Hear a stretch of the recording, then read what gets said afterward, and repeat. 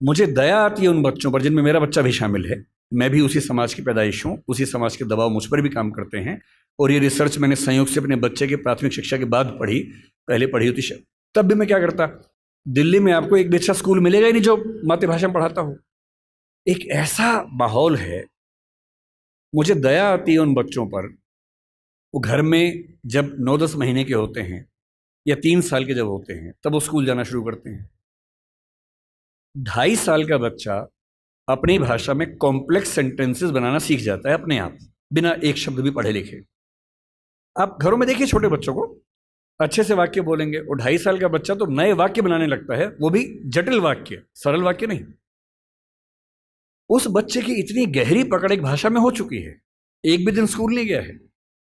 और इसलिए मातृभाषा का अध्यापन जब स्कूल में होता है, टीचर को पता होता है कि बच्चे को भाषा पहले से आती है, इसे दुरुस्त करना है, सिखाना नहीं है जीरो से। और वो बच्चा बड़े अच्छे मूड से स्कूल गया, उसे मम्मी को टाटा किया, स्कूल जाके पता लगा टाटा नहीं बोलना, बाय बोलना है। उसकी दुनिया खिसक जाती है उसके पैर के नीचे से। वहां उसे पता लगता है कि भिंडी नहीं है, ये लेडी फिंगर है। तुम जो लाए हो वो आलू नहीं है, पोटैटो है। रोटी नहीं है, ब्रेड है। ठीक है, ब्रेड तो वो होती है नहीं, वो सब ब्रेड्स होती हैं। समोसा है ही नहीं इंग्लिश में, उसको पता लगा कि होता ही नहीं है तो। और वो बेचारा एक अजीब सी कश्मकश में है।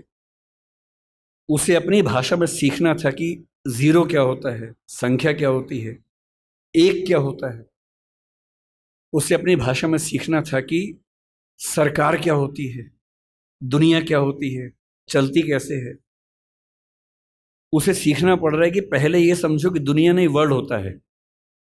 अब उसकी आधी से ज्यादा ऊर्जा वर्ल्ड पे अटकी हुई है और बाकी बची खुची ऊर्जा से वो समझ रहा है कि वर्ल्ड होता क्या है।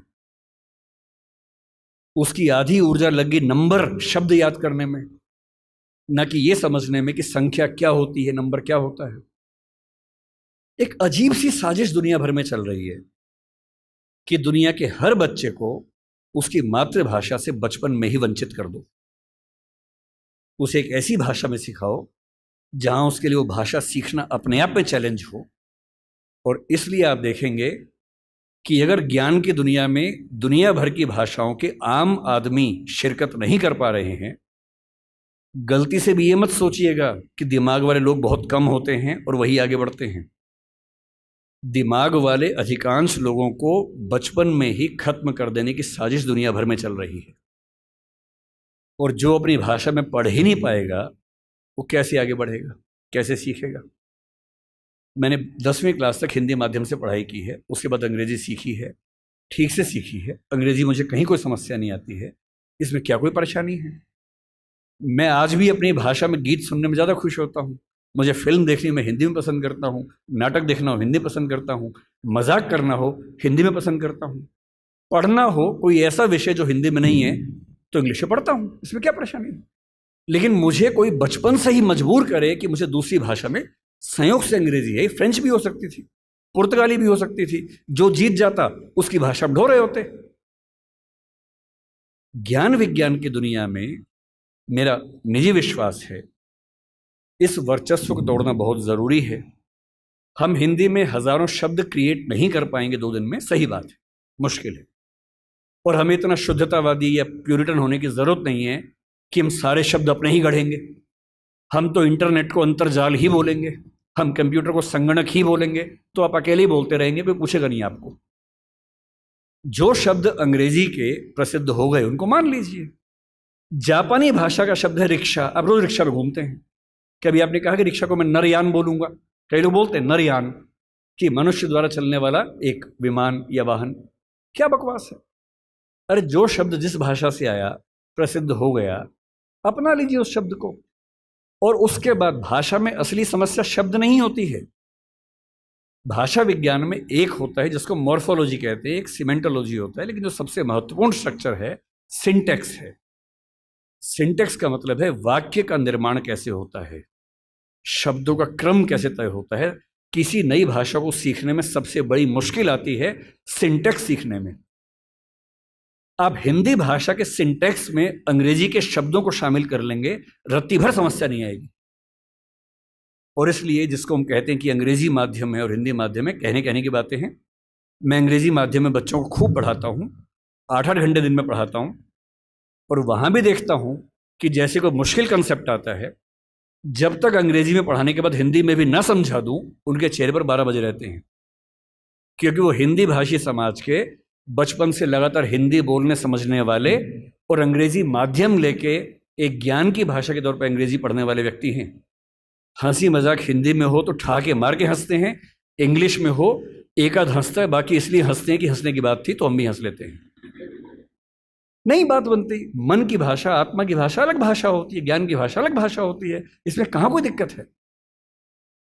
और इसलिए मैं आपसे कहना चाहता हूं कि ज्ञान विज्ञान की भाषा के तौर पर, व्यवसाय की भाषा के तौर पर जबरदस्ती एक वर्चस्व का दौर चल रहा है जो खत्म होना चाहिए।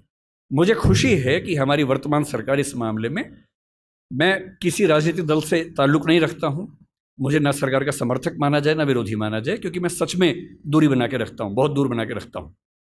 मैं मुद्दों पर तारीफ करता हूं, मुद्दों पर आलोचना करता हूं। भाषा के मामले में वर्तमान सरकार बेहतर काम कर रही है, ये सही बात है। कई स्तरों पर हमने देखा है। मेडिकल साइंस मध्य प्रदेश से शुरू हुआ, एक ही साल में एमपी में, यूपी में, उत्तराखंड में शुरू भी हो गया। और मैं कई साल से सोचता था कि मेडिकल साइंस में ऐसा क्या है जो हिंदी में नहीं पढ़ सकते। और सोचिए, डॉक्टर बनने के बाद करना क्या आपको डॉक्टर बन के आम आदमी का इलाज करना है। भारत के आम आदमी की हालत क्या है? डॉक्टर के पास जाता है, उसको एक वाक्य समझ में नहीं आता है। डॉक्टर 4 लाइन इंग्लिश के बोलता है, कुछ मुश्किल शब्द बोलता है, तो वो मान लेता है कि ज्ञानी आदमी है, ठीक बोल रहा होगा। उसे अपनी हेल्थ के बारे में एक वाक्य ठीक से समझ में नहीं आता है। किसी विकसित देश में चले जाइए, डॉक्टर की जिम्मेदारी होती है कि जब तक मरीज सारी बातों को ठीक से न समझ ले तब तक इलाज शुरू नहीं कर सकता है। हमारे देश में भाषा का अंतर ऐसा है कि मरीज अपनी बीमारी को ठीक से कभी समझ ही नहीं पाता है। ऑपरेशन तक की सहमति ले लेते हैं अंग्रेजी बोल के, वो समझ नहीं पा रहा होता, हाँ तो हो गया, साइन कर, हाँ साइन कर दिया। उसमें क्या लिखा हुआ है कि तुम्हारा ऑपरेशन करेंगे, तुम मर भी सकते हो, मर गए तो तुम्हारी जिम्मेदारी है। कुछ पता ही नहीं उस बेचारे को। क्यों भारत का हर डॉक्टर, तमिलनाडु का डॉक्टर तमिल में क्यों ना बात करे पेशेंट के साथ, कर्नाटक का डॉक्टर कन्नड़ में बात करे, हिंदी का डॉक्टर हिंदी में बात करे, और अंग्रेजी मातृभाषा वाले जो 2,70,000 लोग हैं उनके लिए कुछ डॉक्टर इंग्लिश वाले रख लीजिए। डॉक्टर की भाषा तो समाज की भाषा होनी चाहिए। यही कानून के साथ है। हमारी जुडिशरी इतना जबरदस्त जुडिशियल फ्रीडम, जुडिशियल इंडिपेंडेंस, संविधान का मूल ढांचा है, सब बातें बढ़िया हैं। पर जिस देश की आबादी में 2,70,000 लोग अंग्रेजी मातृभाषा वाले हों, उस देश का सुप्रीम कोर्ट सारे निर्णय अंग्रेजी में ही देगा, ये कहाँ का लोकतंत्र है? यहाँ आपका जो जुडिशियल इंडिपेंडेंस है या जुडिशियल रिस्पॉन्सिबिलिटी है वो कहाँ चली जाती है? उस समय आपके सुप्रीम कोर्ट में मधु लिमये नाम के व्यक्ति जिद करते हैं कि मैं हिंदी में अपनी बात रखूंगा, आप उनको परमिशन देने के बाद नकार देते हैं कि हमसे गलती हो गई, ऐसा नहीं कर सकते हैं। मेरे देश में, मेरे सुप्रीम कोर्ट में अपनी भाषा में आप बोल भी नहीं सकते। आप 28 राज्यों में से केवल 4 राज्यों में हिंदी में हाई कोर्ट में बात करने की परमिशन देते हैं। पर लोकतंत्र का मतलब क्या होता है? कुछ गिने चुने एलिट्स के हिसाब से जनता अपनी भाषा बदलेगी या जनता की भाषा से प्रशासक भाषा बदलेंगे अपनी? अगर लोकतंत्र है तो लोकतंत्र में जनता की भाषा ही केंद्र में होनी चाहिए, कोई और भाषा केंद्र में कैसे हो सकती है? पर हम लोग इतने आदी हो चुके हैं, हम स्लेव मेंटेलिटी के इतने अभ्यस्त हो चुके हैं कि हम ये प्रश्न कभी नहीं करते। हमारे सुप्रीम कोर्ट के चीफ जस्टिस या कोई जज हिंदी में क्यों नहीं बात कर पाते? और नहीं कर पाते, मैं फिर बार बार कह रहा हूँ, मामला सिर्फ हिंदी का नहीं। मेरी इच्छा है कि सुप्रीम कोर्ट के बहुत सारे जजेस में कुछ को तमिल ठीक से आती हो, कुछ को तेलुगु अच्छे से आती हो, कुछ को मराठी आती हो, कईयों को हिंदी आती हो। और बेंच का फैसला करते हुए ये भी एक पॉइंट ध्यान में रखा जाए कि मामला कहाँ का है और उस मामले में ऐसे जज को प्राथमिकता मिले जो उस भाषा को जानता हो, ताकि केस मेरा है, मुझे हिंदी आती है, मेरा वकील अंग्रेजी में कुछ कुछ बोला, जज ने कुछ कुछ बोला, फैसला हो गया, मुझे पता ही नहीं कि क्या हुआ, और इतने में पुलिस आगे मुझे ले गई और मैं परेशान हूं कि हुआ क्या। मेरे मामले के किसी प्रसंग में मेरी भूमिका ही नहीं है, क्योंकि सारी प्रक्रिया 2 ऐसे व्यक्तियों के बीच में चल रही है जिनके पास एक भाषा है जो मेरी भाषा नहीं है, जबकि मामला मेरा है। और कहने को लोकतंत्र है। ये लोकतंत्र नहीं है, ये भाषा के स्तर पर तानाशाही है, बुरी चीज़ है। और मैं जब भी ये बात कहता हूँ, बार बार कहता हूँ, ज्ञान की भाषा के तौर पर अंग्रेजी का सम्मान करना ज़रूरी है, क्योंकि रिसर्च आप उसके बिना नहीं कर पाएंगे। बहुत मामलों में सीखने की ज़रूरत है, उससे भी, जापानीज से भी, फ्रेंच से भी, सबसे सीखने की ज़रूरत है। लेकिन आपके देश के सुप्रीम कोर्ट में, हाई कोर्ट में आपकी भाषा में बात ना होती हो, ये बुरी बात नहीं है, शर्मिंदगी की बात है। हमें एक समाज के तौर पर शर्म आनी चाहिए, ये उससे कम बात नहीं है। इसलिए जब कोई मुझसे कहते कि राजभाषा के तौर पर आपकी क्या कल्पना है, 14 सितंबर का दिन आज है, हम आज के दिन ये सेमिनार क्यों कर रहे हैं? 14 सितंबर 1949 को शाम को 6 बजे एक फैसला हुआ था। एक अजीब सी अफवाह लोगों ने उड़ा रखी है। कहते हैं कि 14 सितंबर को मतदान हुआ कि भारत की राजभाषा कौन सी होनी चाहिए, हिंदी या अंग्रेजी। वोटिंग हुई, आधे वोट हिंदी के पक्ष में उठे, आधे अंग्रेजी के पक्ष में उठे, एकदम बराबर हो गया। कई लोग संख्या बोलते हैं, 77 हो गया। और तब स्पीकर ने, डॉक्टर राजेंद्र प्रसाद ने अपना कास्टिंग वोट दिया, क्योंकि उनके पास अधिकार है कि वोट डाल सकते हैं लास्ट में, अगर बराबर हो जाए तो, हिंदी के पक्ष में दिया, और इससे हिंदी भारत की राजभाषा हो गई। इससे बड़ा कोई झूठ नहीं है। ऐसा कुछ नहीं हुआ था संविधान सभा में, सफेद झूठ है। 12 सितंबर को शाम 4 बजे इस मुद्दे पर बहस शुरू हुई। संविधान सभा की डिबेट्स पढ़ के देखिए, 180 पेज की डिबेट है राजभाषा की, 180 पेज, 1-2 पेज का मामला नहीं है। संविधान सभा के वॉल्यूम 9 में ध्यान से पढ़िए, पेज नंबर लगभग 1130 से 1390 के आसपास का मामला है। 180 पेज की डिबेट है, उसमें खूब मुद्दे हैं, छोटी मोटी वोटिंग हो रही है के मामलों में। संविधान सभा का बेसिक उसूल था कि अंतिम रूप से वोटिंग नहीं करेंगे, सहमति से काम करेंगे। वोटिंग बीच बीच में होती रही। पहला विवाद यह था कि राजभाषा कौन सी हो, हिंदी हो कि अंग्रेजी हो या हिंदुस्तानी हो। अंग्रेजी पर तो बात थी नहीं, हिंदी या हिंदुस्तानी। महात्मा गांधी हिंदुस्तानी कहते थे, पर 1949 में वो थे नहीं। उनका हिंदुस्तानी का मतलब था हिंदी उर्दू का मिक्सचर, जो देवनागरी और फारसी में लिखी जा सके। दूसरा स्कूल ऑफ थॉट हिंदी की बात करता था। अंत में सहमति बनी, हिंदी ही भारत की राजभाषा होगी। राजभाषा यानी सरकारी कामकाज की भाषा। दूसरा सवाल था कि लिपि कौन सी हो, देवनागरी हो, कुछ ने कहा कि देवनागरी और फारसी हो, कि हिंदी को फारसी में भी लिख सके। कुछ ने कहा देवनागरी और रोमन हो, हिंदी को रोमन में, जैसे व्हाट्सएप में लिखते हैं वैसे लिख सके। खूब विवाद हुआ, अंत में हुआ कि देवनागरी ही लिपि होगी। तीसरा विवाद यह हुआ कि जो अंक हैं हिंदी वाले, जो 1 से 0 से 9 तक के अंक हैं, वो हम अंग्रेजी के ढांचे में लिखेंगे या हिंदी के ढांचे में लिखेंगे। इस पर मतभेद था सबसे ज्यादा, इस पर वोटिंग में बराबरी हुई थी। और अंत में वोटिंग से नहीं, संविधान सभा के बाहर की बातचीत में समझौता हुआ। मुंशी साहब थे, के एम मुंशी थे, आयंगर साहब थे, उनकी बातचीत में समझौता हुआ कि ठीक है, अंतर्राष्ट्रीय अंक मान लेंगे। और उसके बाद गहमा गहमी के बाद, 2 घंटे की रिसेस के बाद, 14 सितंबर शाम 6 बजे आखिरी सेशन इस मामले पर हुआ, 2.5 दिन की बहस के बाद। और तब ध्वनि मत से, बिना किसी वोटिंग के प्रस्ताव पारित हुआ कि हिंदी भारत की राजभाषा होगी, देवनागरी उसकी लिपि होगी, और अंकों का अंतर्राष्ट्रीय स्वरूप उसका स्वरूप होगा। इस झूठ को मन से निकाल दीजिए। ये झूठ मैंने भी 1000 बार सुना था अपने अध्ययन के दौरान, हमारे अध्यापकों को भी ऐसा लगता था, मुझे भी ऐसा लगता रहा कई साल तक। संविधान सभा की डिबेट्स पढ़ी तब समझ में आया कि ये भ्रांति है, ऐसा कुछ नहीं हुआ था। पूरी सहमति के साथ भारत की राजभाषा हिंदी बनी थी 14 सितंबर को, और इसलिए आज के दिन को हम लोग हिंदी दिवस मानते हैं। और क्यों ना बनती, आप सोचिए क्यों ना बनती। दुनिया में 2 तरह के देश हैं, एक इंग्लैंड जैसा है, फ्रांस है, स्पेन है, जर्मनी मान सकते हैं, आज के समय के जर्मनी मान सकते हैं, उस समय का तो नहीं, आज के जर्मनी मान लीजिए, आप ग्रीस को मान लीजिए। ये सब देश वो हैं जो एक देश एक भाषा वाले लोग हैं। बांग्लादेश को मान लीजिए, बांग्ला बोलते हैं, एक देश एक भाषा है। पर कुछ देश ऐसे होते हैं जहां एक भाषा नहीं होती है। स्विट्जरलैंड में देखिए, छोटा सा देश है, 3 राजभाषाएं वहां पर हैं। बेल्जियम में देखिए, छोटा सा देश है, पर वहां भाषाएं 1 से ज्यादा चलती हैं। तो उस समय एक डिबेट थी कि भारत का मॉडल कौन सा होगा। क्या हम इंग्लैंड, फ्रांस, जर्मनी के मॉडल पे चलेंगे, या हम स्विट्ज़रलैंड और बेल्जियम के मॉडल पर चलेंगे? तो क्योंकि भारत में भाषाएं बहुत ज़्यादा थी, उस समय हमने 14 भाषाओं को संविधान में स्थान दिया। शुरू में 13 को दिया, बाद में एक और जोड़ दिया। तो अब तो खैर 22 भाषाएं हैं 8वीं अनुसूची में। डिबेट ये थी कि भारत की राजभाषा कौन सी हो। ऐसे मामले में दो ही फैसले हो सकते हैं। एक तो ये हो सकता है कि भाई जितनी महत्वपूर्ण भाषाएं हैं सबको बना दो। अगर सबको बनाएंगे तो हर डॉक्यूमेंट 10 भाषाओं में बनेगा, वो आसान काम नहीं है।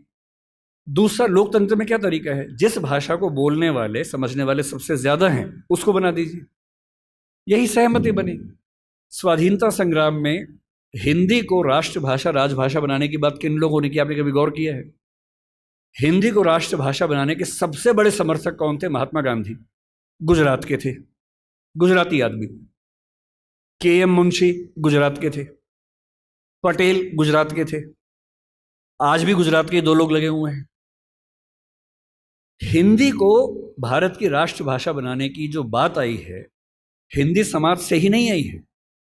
महात्मा गांधी गुजराती व्यक्ति होकर हिंदी के पक्ष में सबसे ज्यादा अड़े हुए थे। महाराष्ट्र में तिलक थे, सावरकर थे, वो मराठी की बात नहीं कर रहे, वो हिंदी की बात कर रहे थे। पंजाब में लाला लाजपत राय थे। आप बंगाल में जाएंगे, केशव चंद्र सेन से परंपरा शुरू होती है, सुभाष चंद्र बोस तक परंपरा जारी है, वो सब हिंदी की बात कर रहे हैं। पूरे भारत में, दक्षिण भारत तक में ये सहमति बन गई थी। महात्मा गांधी ने पूरी एक संस्था खड़ी की, दक्षिण भारत हिंदी प्रचार सभा। कितने साल तक काम करते रहे वहां पर। एक सहमति बनाई पूरे देश में, क्योंकि इतना बड़ा स्वाधीनता आंदोलन बिना एक भाषा के नहीं चल सकता। बेबीलोन की कथा बन जाती, बाबेल जैसी, कि सब लोग अलग भाषाएं बोलते हैं, लड़े कैसे अंग्रेजों से। इसलिए कांग्रेस ने 1915 के आसपास से ही भाषा पे काम करना शुरू किया और ये मान लिया कि जब तक अंग्रेजी में काम करेंगे वकीलों का आंदोलन रहेगा, जनता का नहीं बनेगा। वो वकीलों का आंदोलन जनता का आंदोलन तब बना जब लोक भाषाओं में लड़ा गया, और लोक भाषाओं में सबसे बड़ी भूमिका हिंदी की रही। आज अगर कोई मुझसे पूछे कि भारत में कौन सी राजभाषा या संपर्क भाषा बन सकती है, आप डेटा देखिए, सेंसस को देखिए। हिंदी बोलने वालों की कुल संख्या पहली, दूसरी, तीसरी भाषा के तौर पर भारत में कितनी है इस समय? 69 करोड़ है 2011 के सेंसस में। 57% ऑफ पॉपुलेशन भारत की, first, second, third. First language में 43.6% है, तीनों मिला लें 57%, 69 करोड़ संख्या है। क्यों है? 10 राज्य हिंदी भाषा वाले हैं। फिर वो सारे राज्य जो संस्कृत से ही बने हैं, वो हमारे ननिहाल के हैं। इसलिए आप महाराष्ट्र जाएंगे, क्योंकि मराठी संस्कृत से बनी है, आपको मराठी हिंदी में दिक्कत नहीं आती, क्योंकि दोनों की रूट सेम है। यही गुजराती में है, यही पंजाबी में है, यही सिंधी में है, यही असमिया में है, यही ओडिया में है, यही बांग्ला में है। ये सातों राज्यों की भाषाएं संस्कृत के रूट से बनी हुई है, इसलिए हमारी रूट सेम होने से दिक्कत नहीं आती है। केवल दक्षिण भारत की चार भाषाएं मुख्य रूप से, और उत्तर पूर्व की, असम की आगे की भाषाएं। उत्तर पूर्व में भी आप अरुणाचल प्रदेश जाइए, हिंदी में कहीं कोई दिक्कत नहीं है। अरुणाचल प्रदेश में बड़ा आश्चर्य की बात है कि हिंदी सब बोलते हैं। अंडमान निकोबार जाइए, हिंदी सब बोलते हैं, वहां पर कहीं कोई समस्या नहीं। हैदराबाद में हैदराबादी हिंदी चलती है। मुंबई मराठी क्षेत्र होकर हिंदी का गढ़ बना हुआ है। और जो दक्षिण के 4 राज्य हैं उनमें भी, क्योंकि 10वीं क्लास तक हिंदी आमतौर पर स्कूल में पढ़ाई जाती है, तमिलनाडु में कुछ गांवों को छोड़ देंगे, मैं पूरा भारत ठीक से घुमा हुआ है, और मुझे आज तक हिंदी से काम चलाने में दिक्कत नहीं आई। 69 करोड़ की आबादी 121 करोड़ में से आज 145 करोड़ हैं। ये संख्या मिनिमम आप मान के चलिए कि 75 करोड़ के आसपास होने वाली, 80 करोड़ होने वाली है। इस 69 करोड़ अगर मैं 2011 की बात मान लूं, तो तुलना में कौन है? नंबर 2 पर कौन आता है? बांग्ला। हिंदी में कितना है? 57% है। बांग्ला में कितना है? 9% है। आप किसे बनाएंगे राजभाषा भारत की? संपर्क भाषा किसे बनाएंगे? 57% के बाद सीधा 9% है। नंबर 3 पे मराठी आती है, अभी आ गई है। पहले नंबर 3 पे तेलुगु थी, अब मराठी आ गई है। कितना है? 8.7% है। नंबर 4 पर तेलुगु है, 8% के आसपास है। यानी एक भाषा बोलने वाले 57% हैं। नंबर 2 वाले 9, 8.7, 8, 6, 4, 3। क्या लोकतांत्रिक तरीके से कोई कंपटीशन बनता है किसी तरह का? और संपर्क भाषा संविधान लिखे या ना लिखे, संविधान में लिखा भी नहीं है। संविधान में कहीं नहीं लिखा कि भारत की संपर्क भाषा कौन सी है, ना लिखा है भारत की राष्ट्रभाषा कौन सी है, केवल लिखे भारत की राजभाषा कौन सी है। 14 सितंबर को हुआ था, उस समय आर्टिकल 301 था, लेकिन जब संविधान फाइनल हुआ तो आर्टिकल 343 से 351 तक का हिस्सा जो अंतिम प्रारूप संविधान का बना उसमें राजभाषा का है। भाग 17 है, जो प्रारूप में भाग 14 था। इसलिए हमें डरने की जरूरत नहीं है। हम स्वाभाविक तौर पर भारत के भाषा के डेमोग्राफी के नक्शे में सबसे बुलंद आवाज हैं, तो हमारी आवाज की पहचान होनी चाहिए। हमें खौफ किस बात का होना चाहिए? क्यों मिरांडा बनने की जरूरत है भाई? अपने धौस में रहिए, आत्मविश्वास से भर के रहिए।